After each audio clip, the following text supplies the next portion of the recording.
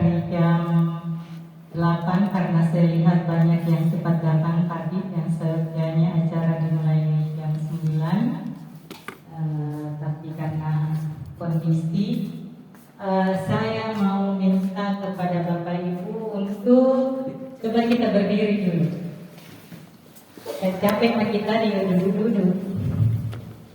Ada yang mau menyumbangkan ice breakingnya? Ada? Ayo, ini senyum-senyum, lo ketua bareng nih. Senyum-senyum, ayo.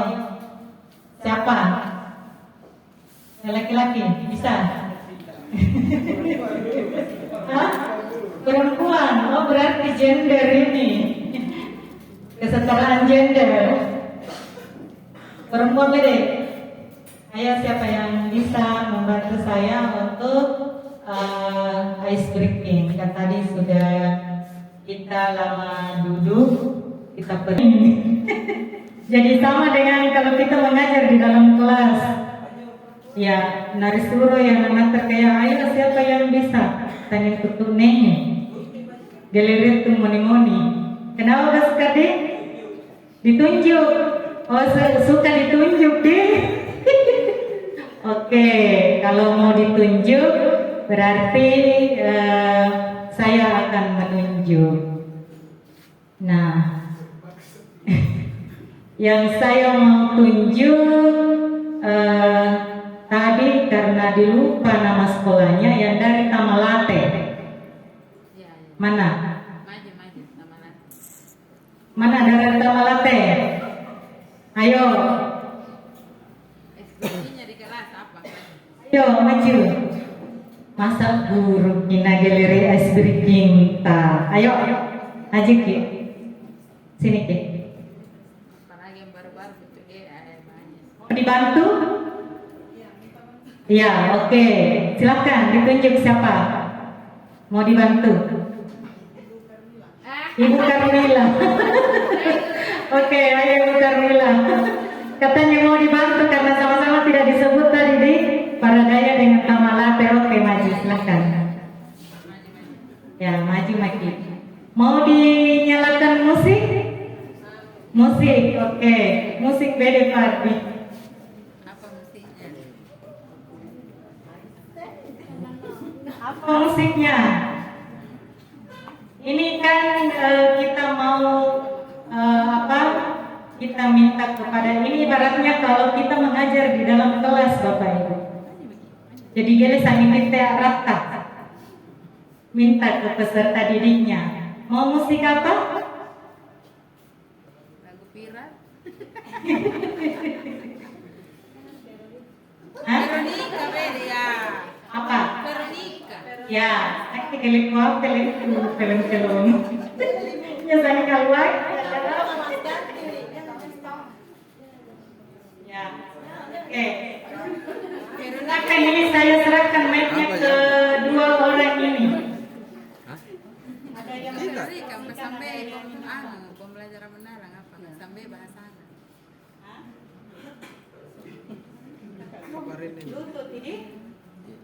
Apa ini speaker? Apa Rena speaker?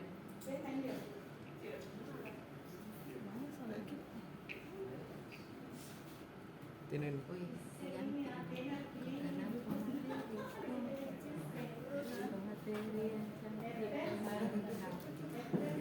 Ini barang di kakak 1.600. Kakak 1.600. Ya. Kayaknya pernah terpakai gitu. Anggaplah dirinya lah.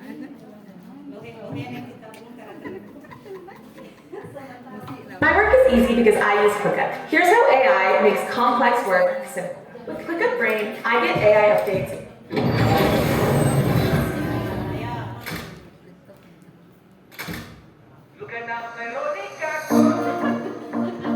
Ya, pakai gaya.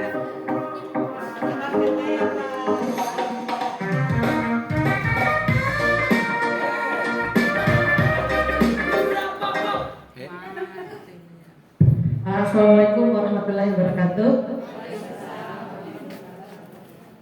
Sebenarnya saya belum siap ini karena belum hafal lagunya. Ya, lagu lain. Iya, tapi ini ice breakingnya sebenarnya spesial untuk ibu. Bisa juga. Haruskah ini ice breakingnya untuk siswa? Oh. Jadi mohon maaf kalau misalnya ada kesalahan karena saya juga ini. Ya, oke. Ini sebenarnya ice breaking untuk kita semua, tapi spesial untuk ibu pemateri. Ya oke. Jadi kalau salah nyanyi nggak tahu nih.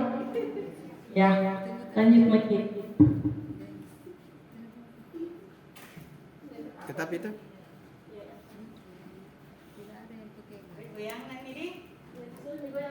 Saya beri semua sesuka hati, tak goyang apa saja. Karena tadi kita lagi bagaimana nih? Sebentar itu ambil apa?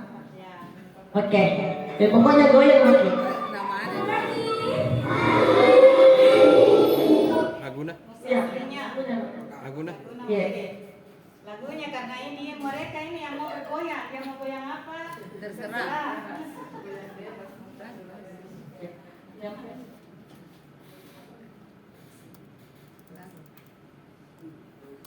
Di ini untuk ibu pemateri yang cantik. Andi ini sama SND. Veronica. Oke. Musik Mas. Goyang Ki. Kalau tidak goyang berpengawas, dia lagi suruh naik. Karena saya dikasih 4 saya. Mati bluetooth apa? Tidak.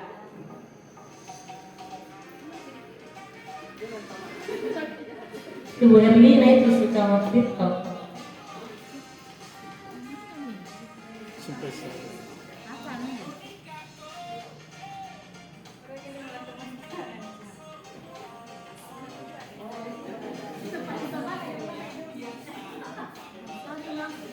Panggil tuh laki-laki semua jadi penari latar di atas.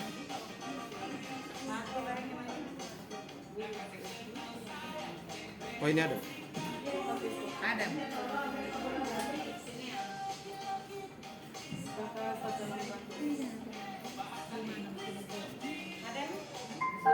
Iya.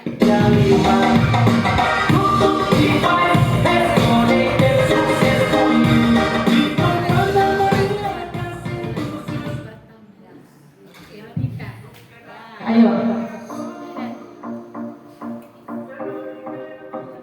Mulai. Oke. Mulai Mbak Dia. Hah? Mulai. Oke. Satu.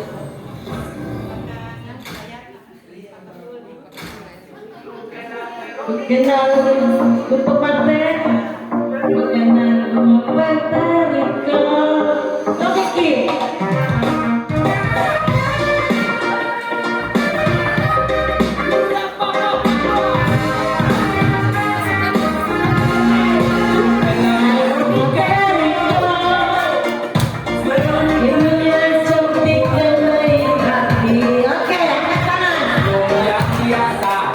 Dia adalah pengantin kita.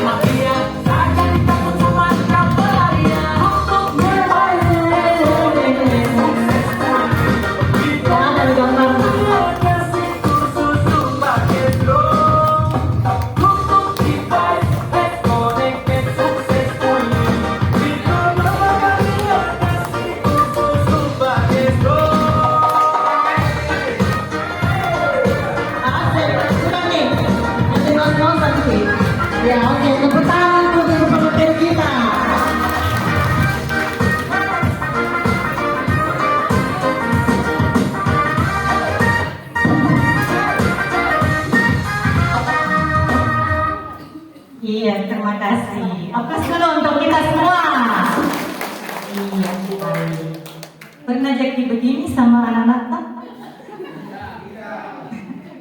Selalu serius nih. Namanya maki es breaking ya, tolong maki rarakan. Sampai lah kajaya. Bentar lah masih kambut dulu. Lah belajar lagi. Iya, jadi tadi sudah disampaikan Ibu Korwil terkait dengan grow mindset ya. Jadi berusaha sesuai dengan tema kita, ada menuju pendidik yang inspiratif dan adaptif. Artinya apa? Kita yang menjadi inspirasi di teman-teman yang lain dan beradaptasi dengan keadaan zaman. Jangan selalu nanti burung-burung pokok nih cara berjuang. Gitu. Jadi jangan menganggap bahwasanya saya sisa 1 tahun mau pensiun, saya tidak mau lagi berbuat. Tidak begitu. Karena sesuai tema kita hari ini menjadi pendidik yang inspiratif dan adaptif. Ampar komentar mau pensiun dia kunjung. Anda makia buat perangkat ampar komentar. Tapi nampar aja pasti tahu. Ibu. Iya, semangat. Saya salut karena semangat. Baik Bapak Ibu, terkait dengan sebenarnya materi kita hari ini, saya tidak perlu lagi mengupas secara detail karena saya kira di bawah mana ini penisek saya ilmu surat kasih ini semua di beberapa kegiatan-kegiatan. Ya, hari ini kita hanya merefleksi terkait dengan apa yang kita sudah dapatkan pada pelatihan-pelatihan sebelumnya. Tadi juga sudah disampaikan di Korwil, kegiatan ini terlaksana karena hasil evaluasi kemarin di kegiatan pemantauan ya ke sekolah-sekolah itu. Baik, memahami esensi CP, TP, dan OTP dalam kurikulum Merdeka. Kurikulum Merdeka juga apa ini? Remotum Mindra? Ada yang berubah? Atau ada masih ke-13? Merdeka semua nih. Oke, karena merdekanya makanya saya suruh tadi menyanyi. Bergoyang. Oke, baik.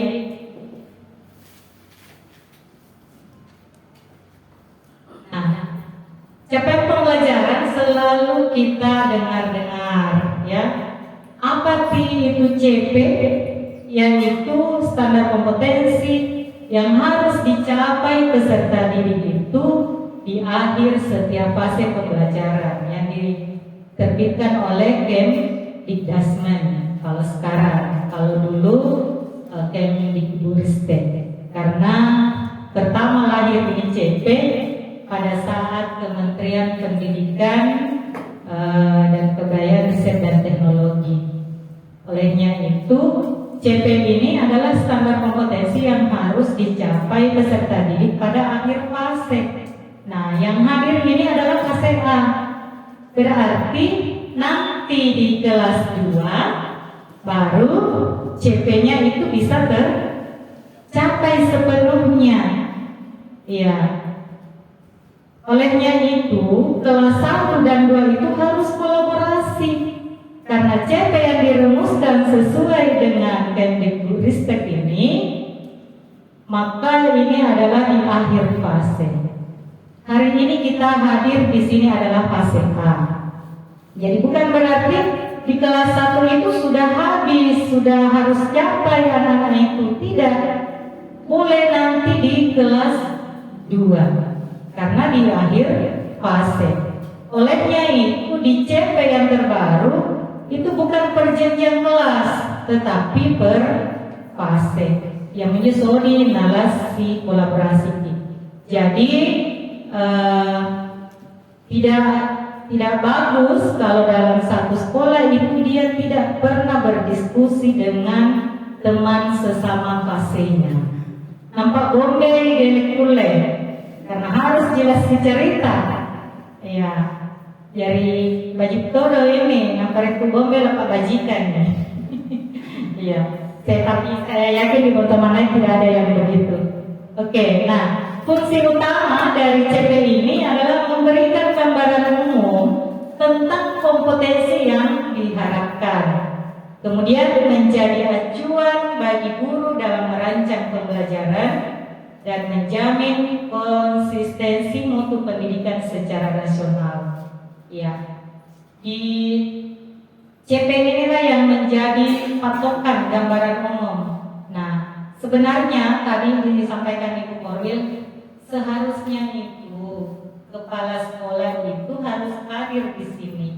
Kenapa? Bapak Ibu, CP atau perangkat yang Bapak Ibu itu susun itu harus berdasarkan kurikulum satuan pendidikan KSP. Pertanyaannya, ada tidak kurikulum satuan pendidikan setiap sekolah? Jangan sampai perangkat ajarnya guru yang jadian duluan ada daripada kurikulumnya. Sepertinya, ulangi-ulangi, Iya, karena kenapa? Sesuai dengan ini sebenarnya Ibu Korwil tadi memberikan materi Nakem Maresa. Saya sementara menilai ini mau ditutup ini sampai asar ini penilaian saya terkait dengan akreditasi sekolah. Nah, banyak sekolah itu kita lihat kurikulumnya, perangkat pembelajaran guru yang dibuat itu tidak mengacu ke sana. Tapi sudah disampaikan tadi berbasis download. Tidak ada itu CP-CP di kurikulum, nah guru bikin. Karena langsung di-download kok, tidak melihat kurikulum satuan pendidikannya. Pernah kita buka-buka kurikulum kan sekolah? Operator Ji. Operator Ji. Nah, jadi harus kita tanya-tanya kepala sekolah ya. Namanya kurikulum ini apa? Nah murah, inilah tahun ajaran baru. Nah, dari itu diberi berdasar. Karena di situ akan didapatkan CP-CP itu setiap mata pelajaran. Struktur kurikulum ada semua di kurikulum. Itu. Jadi dia sekedar akan membuat perangkat, tetapi ada acuan kita, yaitu kurikulum. Nah, selanjutnya Bapak Ibu, CP ini tadi sudah dikatakan bahwasanya ini adalah tujuan akhir dari fase. Capaian pembelajaran itu berada di puncak. Jadi kita umpamakan ini CP ini adalah di puncak ya dari perencanaan pembelajaran. Kemudian TP dan ATP disusun untuk mewujudkan ini CP-nya secara bertahap dan sistematis. Jadi untuk mencapai ini capaian pembelajarannya tentunya kita akan rumuskan adalah tujuan pembelajaran, yaitu kemampuan operasional pertemuan. Ingat ya. Kemudian setelah disusun ini, maka kita akan menyusun alurnya. ATP ini adalah rangkaian tujuan pembelajaran yang sistematis dalam satu fase. Jangan lagi menganggap bahwasanya TP itu adalah turunan, ATP ini adalah turunan dari sini, tidak. Tetapi dia adalah alur dari ini rangkaiannya. Nah, untuk lebih jelasnya lagi kita lihat ini. Kemampuan TP itu adalah kemampuan atau keterampilan yang perlu ditunjukkan peserta didik secara konkret dan terukur dalam satu atau lebih pertemuan. Jadi satu TP boleh misalnya 2 kali pertemuan sesuai dengan alokasi waktu yang sudah ditentukan ataukah minggu efektif. Isi ngasih geometri, minggu efektif. Sudah. Berada cepat tuh gelenise. Minggu efektif. Sudah tahu? Nah, karena ini kalau tidak tahu menghitung itu akan berimbas sebentar di program tahunannya. Komponen TP ini terdiri dari ya kompetensi, yaitu kemampuan yang dapat diamati dan didemonstrasikan. Jadi kompetensi itu adalah kemampuan yang dapat diamati, dapat didemonstrasikan. Contohnya, misalnya mendeskripsikan bla bla bla sesuai dengan materinya. Kemudian lingkup materi, konten, utaknya menjadi pembelajaran. Nanti lingkup materi ini yang kita akan samakan seperti apa materi, misalnya di mapel matematika, kemudian di mapel bahasa, PKN, dan seterusnya. TP ini dirumuskan dengan mengidentifikasi kata kunci dari CP agar lebih operasional dan konkret. Jadi jangan dikeluar untuk merumuskan TP ini, harus lihat CP. Sesuai dengan ini tadi, tema kita adaptif, berarti harus menggunakan CP terbaru, bukan lagi yang 032. Jangan sampai masih ada yang pakai itu, ya. Kemudian selanjutnya, tujuan pembelajaran ini adalah langkah konkret menuju CP, capaian pembelajaran. Sama tentu kita identifikasi, temukan kata kunci dari CP sebagai dasar perumusan. Jadi kata kuncinya apa nanti kita praktekkan. Kemudian rumuskan, buat tujuan yang operasional, konkret dan terukur. Kemudian sesuaikan TP dapat dicapai dalam 1 atau lebih jam pembelajaran. Selanjutnya, ATP ini adalah rangkaian TP yang disusun secara sistematis dan logis dalam satu fase pembelajaran untuk memastikan kesinambungan dan kohesi antar tema.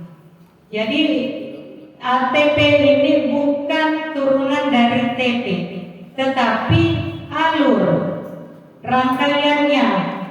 Rangkaian dari TP-TP ini yang disusun secara sistematis dengan melihat kesinambungan antar tema. Prinsipnya yaitu linear dan satu arah, tidak bercabang.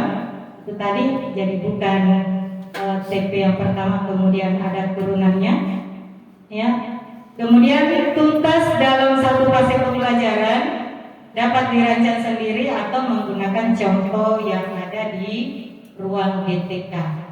Jadi ada itu contoh-contoh bongkar barang di PMMK, ruang GTK sekarang. Tidak pernah milik Bombe.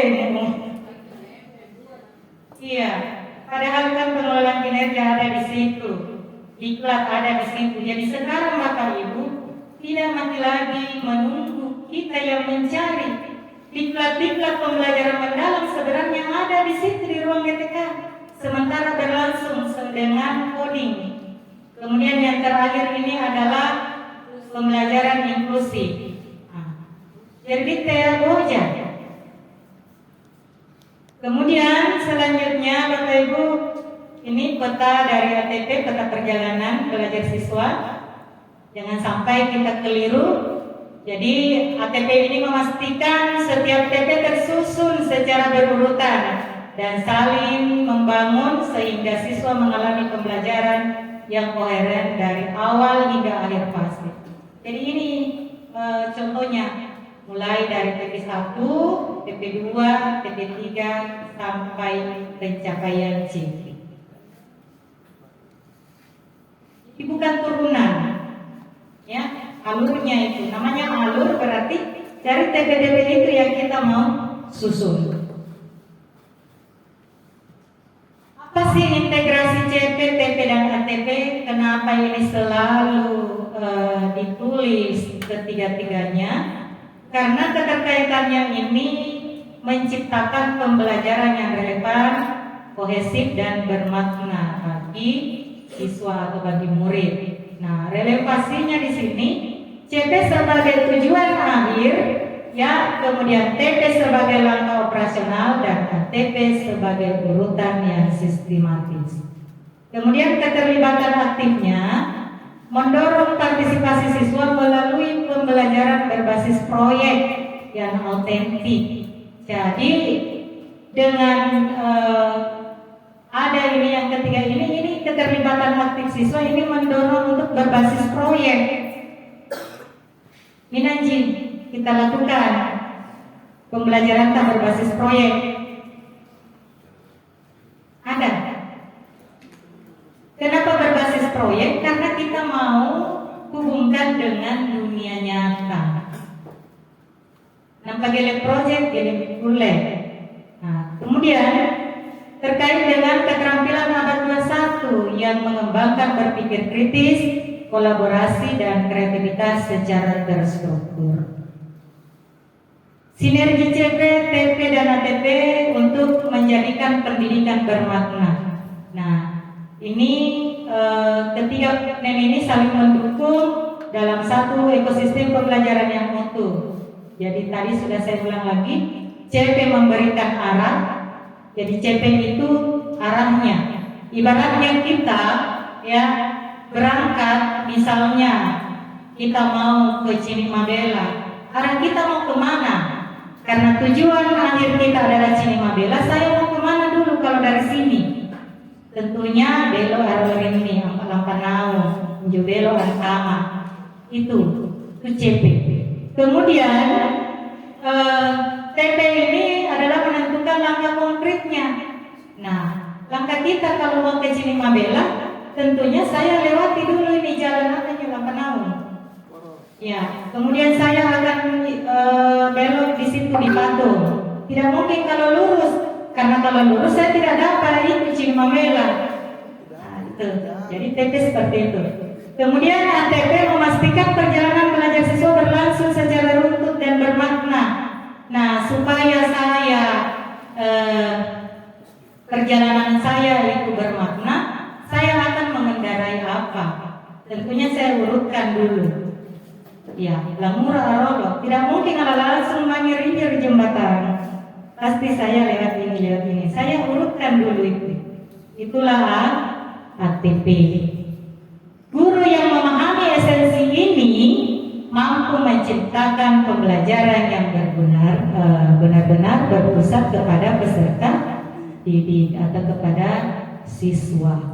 Jadi keempat CP ini, CP, TP, kemudian ATP ini akan melahirkan pembelajaran yang bermakna, yang kita namakan adalah pembelajaran mendalam. Nah, untuk mewujudkan pendidikan transformatif, ya, maka pendekatan strategis adalah integrasi CP, TP, dan ATP, menciptakan pendidikan yang inklusif, relevan, dan transformatif bagi semua siswa. Ini selalu disampaikan ini, menciptakan pendidikan yang inklusif. Karena kenapa kita mau menciptakan pendidikan pembelajaran yang nyaman, aman bagi peserta didik. Jangan sampai dalam proses pembelajaran kita, ya ada peserta didik kita yang tidak nyaman dengan apa yang kita sampaikan di dalam kelas. Ya, lagi-lagi kemarin kami wawancara dengan peserta didik yang kami visitasi, bagaimana? Nyaman tidak di dalam kelas belajarnya? Nyaman, Bu. Ada tidak guru yang kita takuti? Ada, Bu. Kenapa? Ya, tidak suka dengan mata pelajarannya karena kan guru mapel ini, kan SD. Ya. Ternyata matematika yang banyak yang ditakuti anak-anak. Nah, bagaimana kita seorang pendidik untuk menciptakan itu mata pelajaran itu supaya anak-anak suka dengan itu. Kemudian dari CTTP ini akan menjadi pemahaman mendalam guru itu tentang esensi ketiga komponen ini adalah fondasi kurikulum merdeka yang efektif. Kalau Bapak Ibu sudah paham terkait dengan CP, TP dan ATP ini, saya yakin Bapak Ibu akan mampu mengimplementasikan kurikulum merdeka. Karena banyak persepsi mengatakan lebih bagus kurikulum yang dulu. Itu karena mereka belum paham terkait dengan CP, TP, dan HTP-nya. Kemudian ya selanjutnya tidak ada yang melengkapi, tidak masuk dia.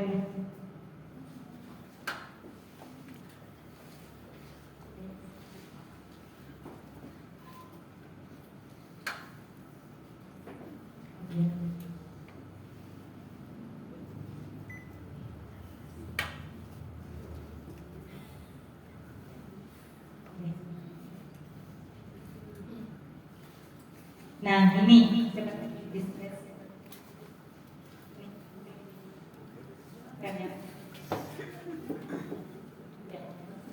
nah esensinya di sini Bapak Ibu coba kita perhatikan. CP itu kalau esensi pedagogisnya adalah peta kompetensi fase.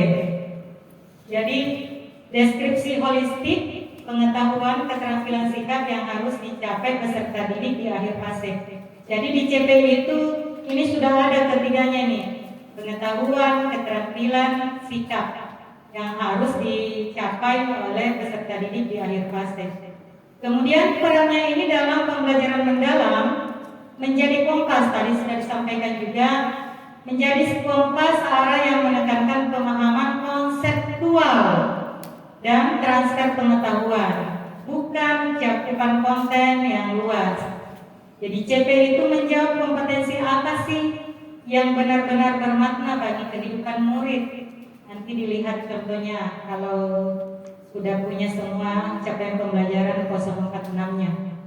Kemudian tujuan pembelajaran adalah dari sini kita rumuskan di CP itu turunan operasional CP, target spesifik, terukur dan berorientasi pada kompetensi untuk satu unit atau topik.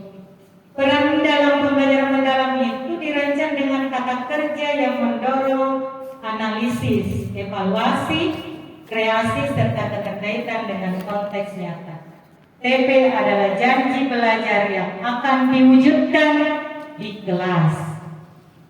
Bagaimana bisa mendalam pembelajarannya kalau TP-nya ini tidak berbasis HOTS? Maka TP tak hanya menyebutkan bagaimana sih mendalam. Menyebutkan kan masih level 1. Apa panambar ini? Menganalisis. Ini tuh kata kerja yang mendorong analisis, evaluasi, kreasi, mencipta. Berarti level C4, C5 dan C6 menurut taksonomi Anderson Carton. 4C1, C2, C3 mirip di mendalam. Tidak bisa kita implementasikan ini pembelajaran mendalam kalau TP yang kita rumuskan dari CP itu masih berbasis LOTS dan MOTS. Harus HOTS. Dan ingat, TP itu adalah janji kita untuk mewujudkan di kelas itu janji belajar kita. Anak-anak saya ini mau saya sampai ke mencapai di akhir fasenya sampai ini. Contoh misalnya menganalisis bilangan Caca, karena ini fase A berarti bilangan Caca sampai 50 misalnya ya. Benar tidak? Di akhir fase itu di kelas 2 anak-anak sudah bisa mengidentifikasi ataukah melakukan penjumlahan atau perkalian. Bapak Ibu yang lebih tahu terkait dengan kontennya ya. Kalau masih ada anak-anak kita yang belum ya terwujud untuk itu, maka dia anak itu belum mencapai fasenya. Masih perlu bimbingan. Itu tadi kita ciptakan pembelajaran yang inklusif. Jadi inklusif itu bukan berarti nanti yang cacat fisik, yang disabilitas, bukan. Tugelengis baca itu sudah inklusif. Contoh misalnya kelas 6 tapi usianya di kelas 6, cuma pemahamannya masih di kelas 2. Itu sudah masuk inklusif itu. Perlu pendampingan khusus. Tadi sudah disampaikan juga Ibu Korwil. Tanamkan dalam diri kita rasa peduli. Karena kalau tidak ada itu rasa peduli, maka kita tidak bisa mengajar dengan baik, melakukan proses pembelajaran. Pasti wajib penjemumani. Main penjamu nanti melaksanakan tugasku. Mana kita mesti lapakan. Netong kelas lapakan misteri. Kan biasa ada kalau anggapan begitu, kan? Nah, jadi usahakan ketika ada anak kita yang seperti itu, coba diberikan pendampingan khusus. Saya yakin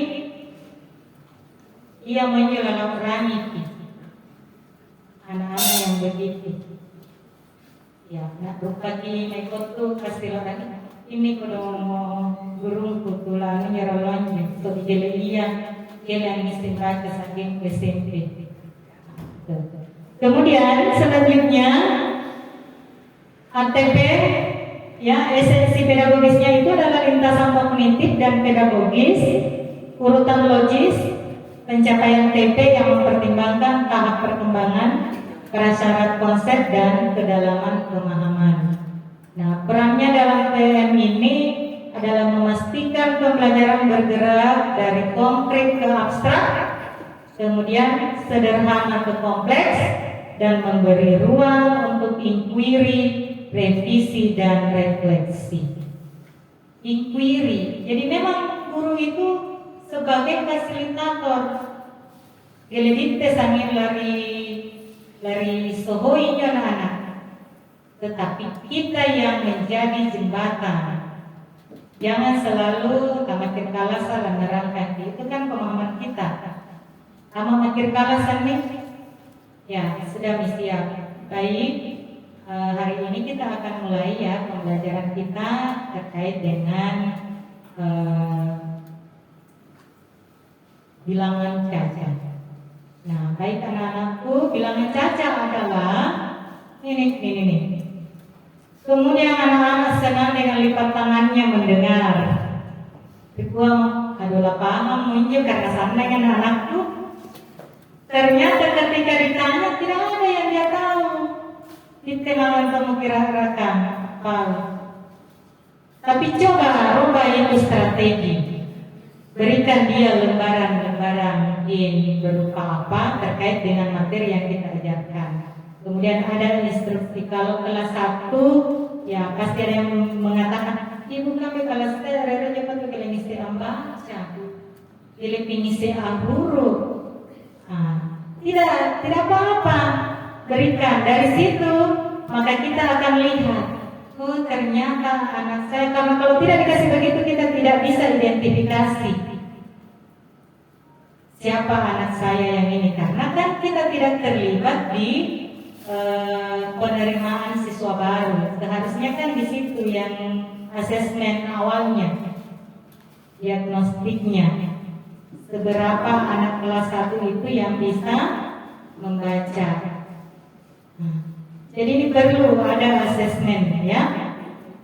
Kemudian RPP adalah esensi pedagogisnya itu skenario pembelajaran yang hidup, kemudian operasionalisasi ATP ke dalam langkah nyata di kelas melalui kegiatan, kemudian diferensiasi, asesmen, dan refleksi. Dikaitkan dengan pembelajaran mendalam, RPP itu atau modul belajar menjadi wadah eksekusi pembelajaran berpusat pada murid, memicu pertanyaan, memberi ruang untuk kesalahan sebagai bagian belajar, mengaitkan materi dengan masalah nyata, dan menggunakan asesmen formatif sebagai umpan balik langsung. Ini banyak-banyak kami dapati di lapangan. Asesmen formatifnya ya, dia laksanakan ketika kita meminta mana daftar nilainya. Ini Bu, ada. Oh, asesmen formatifnya tersusun dengan rapi nilai-nilai anak-anaknya. Dari mana prosesnya ini? 90 ini, 80 ini. Apakah ada umpan balik dari sini? Atau hanya sekedar angka-angka saja? Ayo kita berefleksi. Karena di RPP itu, di modul ajar itu adalah ini sebenarnya. Wadah eksekusi pembelajaran yang berpusat kepada murid, memicu pertanyaan itu dilakukan di asesmen awal. Kalau di langkah-langkah PM-nya, mungkin besok dijelaskan itu urutannya. Melihat kesiapan muridnya. Ini, ya, untuk memicu pertanyaannya. Beri ruang untuk kesalahan sebagai bagian belajar. Tidak apa-apa, nak. Ayo silakan menjawab.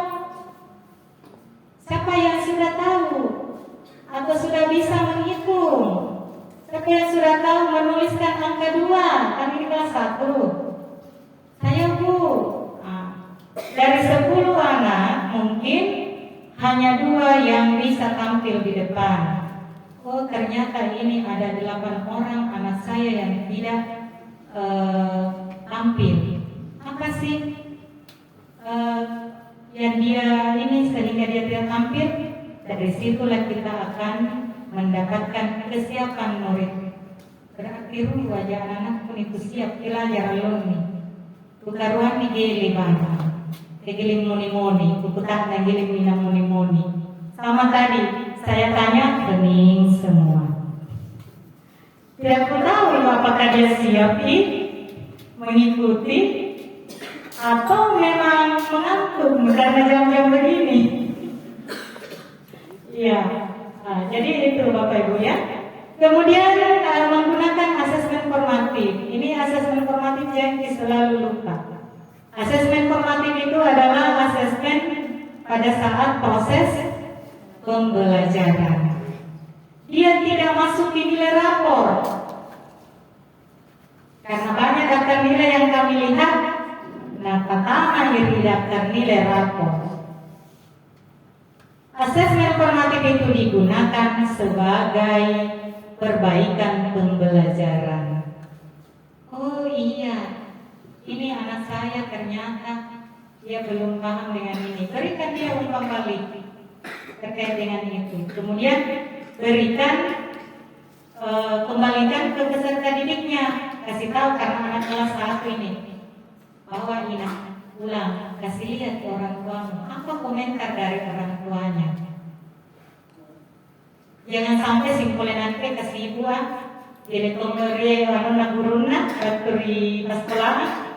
Saya tidak tahu seperti apa perkembangan anak saya di sekolah. Tapi kalau ada informasi dari Bapak Ibu yang diberikan ke orang tua, saya yakin. Karena semua itu adalah umpan balik perbaikan pembelajaran kita. Jangan takut dikritik. Karena dari situ kita bisa belajar memperbaiki. Karena karakter anak itu macam-macam potensinya. Anak saya waktu kelas 3 untuk hilang lampas sekolah gara-gara ada pekerjaannya, tugasnya yang diberikan gurunya tidak pernah diperiksa. Akhirnya kalau pakai daun, anda malam sekolah, utang nani jelaran apa? Kenapa? Barangkali ada yang pukul di sekolah.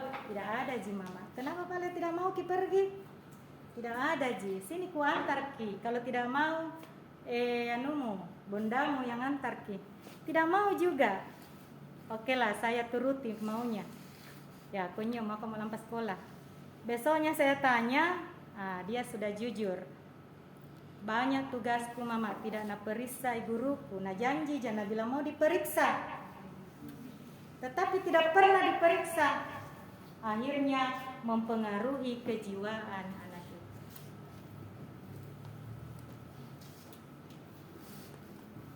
Ayo, merasionya ini. Ada pengalaman pribadi.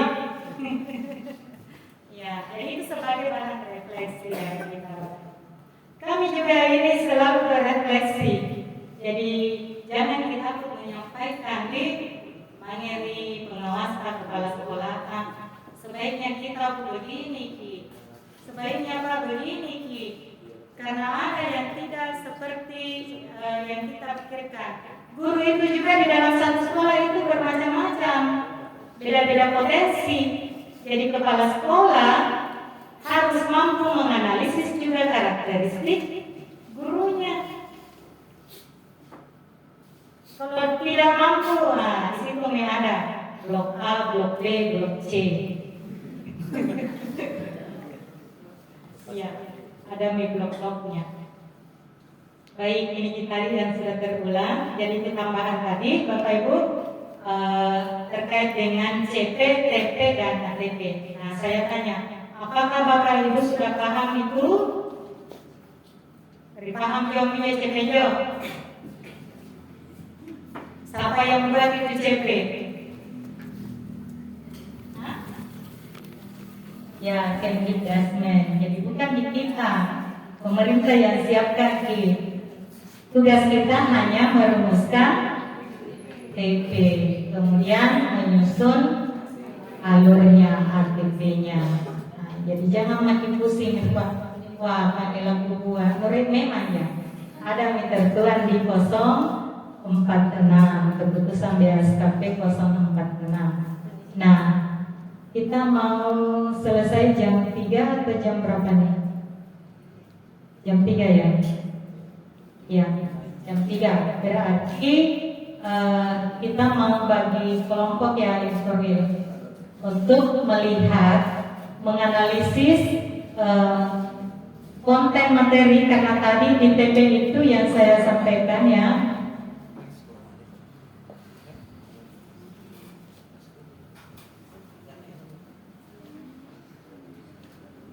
Ini di TP ini ada berupa kata kunci yaitu kompetensi. Nah, ini yang akan dilihat, kompetensi dengan lingkup materinya. Jadi kita mau analisis, karena untuk merumuskan sebuah TP harus kita tahu dulu kompetensinya apa, kemudian materinya apa. Kita mau samakan persepsi kita untuk materi, misalnya di mapel bahasa Indonesia kelas 1 dengan kelas 2 sesuai dengan CP itu. Baik, mungkin kita duduk bersama dengan teman mengajar. Makanya saya absen hari bersekolah, karena mau duduk bersama-sama dengan teman mengajar ke satu sekolah. Ayo silahkan dicari temannya.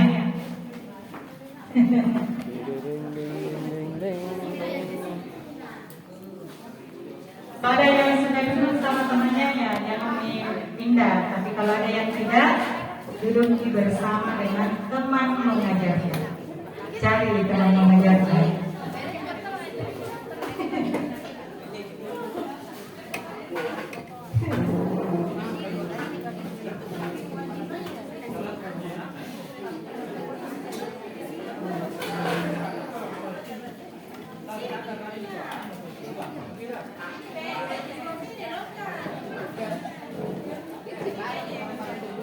Kelas 1 Bu. Kelas 1. Kau yang kambing. Hah? Tena.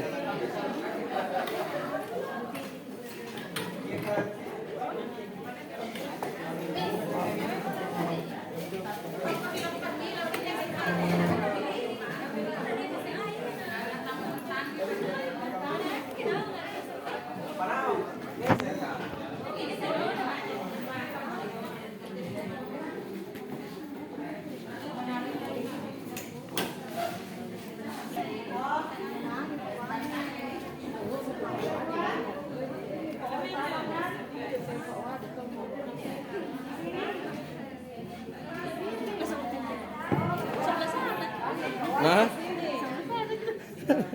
konyol lalu yang tahu di YouTube share. Ya, di sini ada nih, di sini. Oh, bertiga. Dampingan siapa? Baru sakit dulu pak. Kalau kirimnya 1 menit baru sakit dulu tuh.